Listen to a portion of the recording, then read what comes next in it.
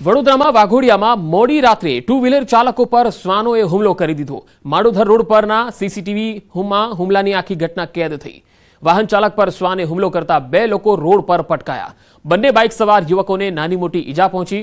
Road પર જતા આવતા વાહન ચાલકો પર શ્વાન હુમલાઓ કરી રહ્યા છે। અન્ય બાઇક સવારે ઘાયલોને શ્વાનના હુમલાથી બચાવ્યા। વાહન પાછળ દોડતા શ્વાનોનો હુમલો ખૂબ જ વધી રહ્યો છે। જે રીતે અહીંથી વાહન ચાલકો પસાર થાય છે ત્યારે શ્વાન અચાનક ભસવા લાગે છે અને ત્રાસ આપતા હોય છે, હુમલાઓ કરતા હોય છે, કરડી ખાતા હોય છે।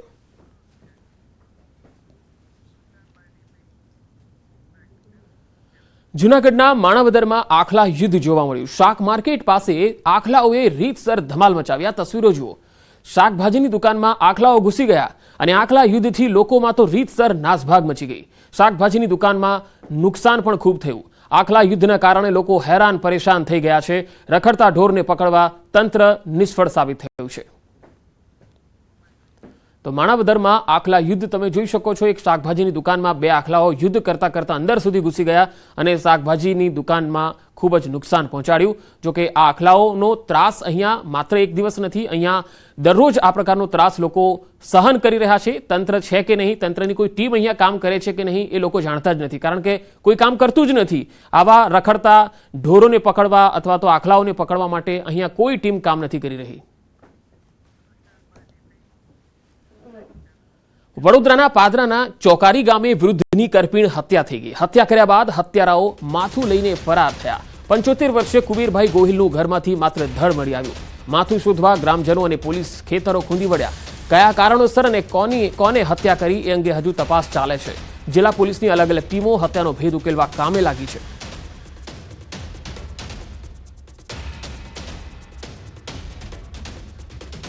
તો આખરે વૃદ્ધનું માથું શોધવામાં સફળતા મળી છે। અહેવાલ આવી રહ્યા છે કે ઘર નજીક પાછલા ખેતરમાંથી માથું મળી આવ્યું। કયા કારણોસર અને કોને હત્યા કરી તે અંગે તપાસ ચાલી રહી છે। જિલ્લા પોલીસની અલગ અલગ ટીમો હત્યાનો ભેદ ઉકેલવા કામે લાગી છે। પ્રાથમિક તપાસમાં એવું લાગે છે કે આખે એમની બોડીનું વિઝિટ કરતા એવું લાગ્યું છે કે ગળું કોઈ તીક્ષ્ણ હથિયારથી આખું કાપી જ નાખેલું છે અને આજુબાજુમાં ક્યાંય મળી આવ્યું નથી ને ચારે બાજુ જુવારનું વાવેતર કરેલું છે। જુવાર 6-6 ફૂટ ઊંચી છે। રાત્રિના સમયે અંદર અત્યારે શોધખોળ એલસીબી કરી રહી છે। ડોગ સ્કોડની મદદથી આગળનું નિકાલ થઈ જશે। સુરતના કામરેજમાં આર્થિક સંકળામણના કારણે પરિવારે સામૂહિક આપઘાત કર્યો। ગળતેશ્વર મહાદેવ મંદિર પાસે નદીમાંથી માતા પિતા અને પુત્રનો મૃતદેહ મળી આવ્યો। પોલીસે સમગ્ર મામલે તપાસ કરતા જાણવા મળ્યું કે મૂળ સૌરાષ્ટ્રનો પરિવાર અને હાલ સુરતના ચોક બજારમાં રહેતો હતો। શેર બજારમાં નુકસાન અને અન્ય આર્થિક સંકળામણના કારણે પરિવારે જીવન ટૂંકાવી લીધું। મરણ જનાર વિપુલભાઈ રવજીભાઈ દેવગણિયા નાઓએ જે તે સમયે શેર બજારમાં રોકાણ કરેલ, જેમાં તેમને નુકસાન થતાં તેઓએ પોતાને 8 થી 10 લાખ રૂપિયાની પર્સનલ લોન લીધેલ, જે બાબતે સતત તે માનસિક તણાવમાં રહેતા હોવાનું જાણવા મળેલ છે। તથા સદર મરણ જનાર વિપુલભાઈની પત્ની સરિતાબેન નાઓની માનસિક બીમારી હોવા બાબતે પણ પ્રાથમિક વિગતો જાણવા મળેલ છે। આમ સદર પરિવાર આર્થિક તંગીના કારણે તાપી નદીના બ્રિજ પરથી કૂદી ગઈ આત્મહત્યા કરેલ હોવાનું પ્રાથમિક દ્રષ્ટિએ જણાઈ આવતા સદર બાબતે કામરેજ પોલીસ સ્ટેશન દ્વારા અકસ્માત મોતનો ગુનો દાખલ કરી આગળની તપાસ હાથ ધરેલ છે। રાજ્યના વધુ સમાચારો પર નજર કરીશું। હાલ રોકાઈશું એક વિરામ માટે।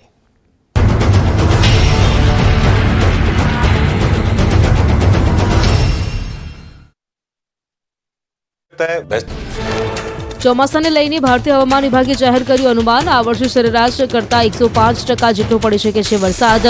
અલ નીનોની સ્થિતિ વિકસિત થવાની શક્યતા ન હોવાથી સામાન્યથી વધુ વરસાદની આગાહી કરાઈ।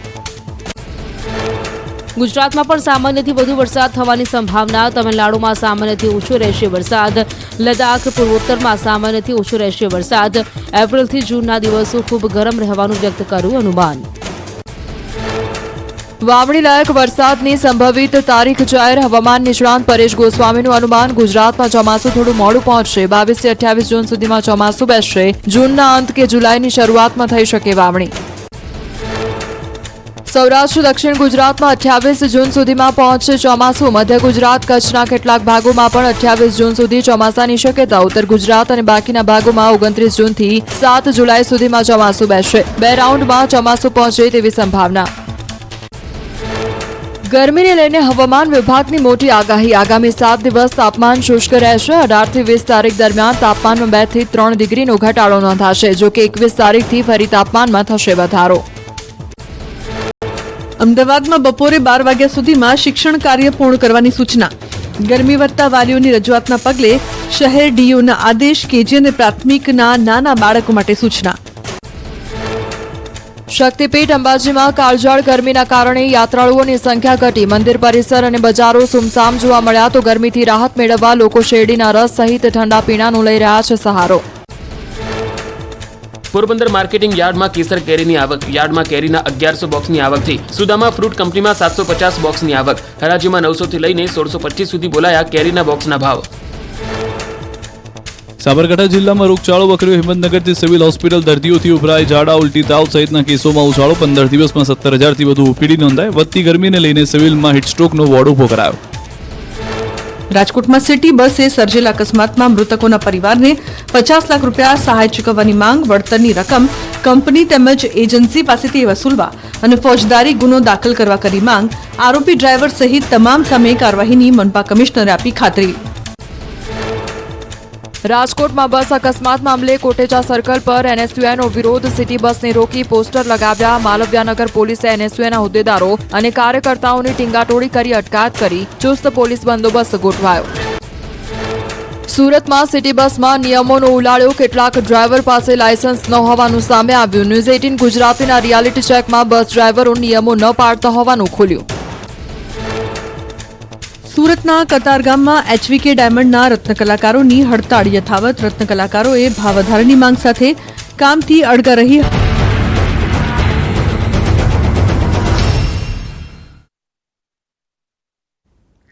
એક વાત આગળ વાત વડોદરામાં ખ્રિસ્તી ધર્મગુરુનું વિવાદિત નિવેદન ફાધર રેવ તુલસીનો એક વિડીયો વાયરલ થયો છે ખ્રિસ્તી સમુદાયની ચોક્કસ જાતિ માટે બોલ્યા અપમાનજનક શબ્દો જાતિ વિષયક સંબોધન કરતા નારાજગી ફેલાઈ ગુડ ફ્રાઇડે અગાઉ ખજૂરી પરિવારે પ્રવચન કર્યું હતું ન્યૂઝ 18 ગુજરાતી વાયરલ વિડીયોની પુષ્ટિ નથી કરતું શેરોન મેથોડિસ્ટ ચર્ચના ધર્મગુરુ છે ફાધર રેવ તુલસી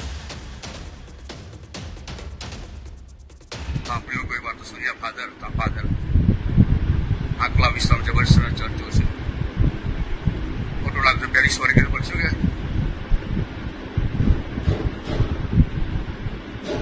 અમે પણ મારા પ્રભાવ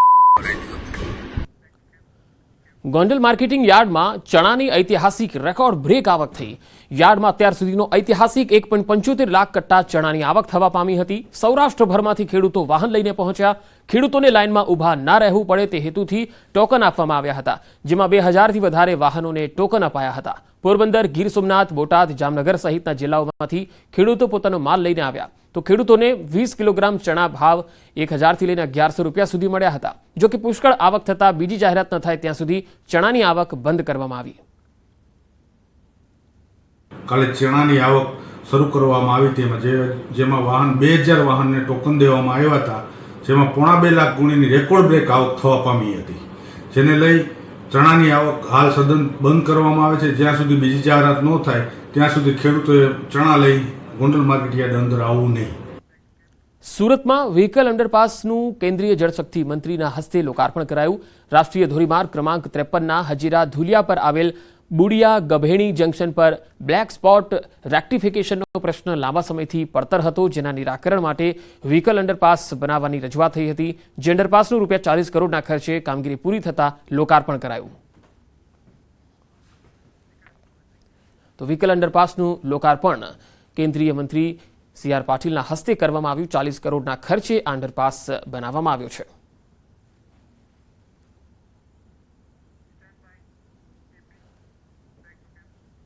CR પાટીલે રાહુલ ગાંધી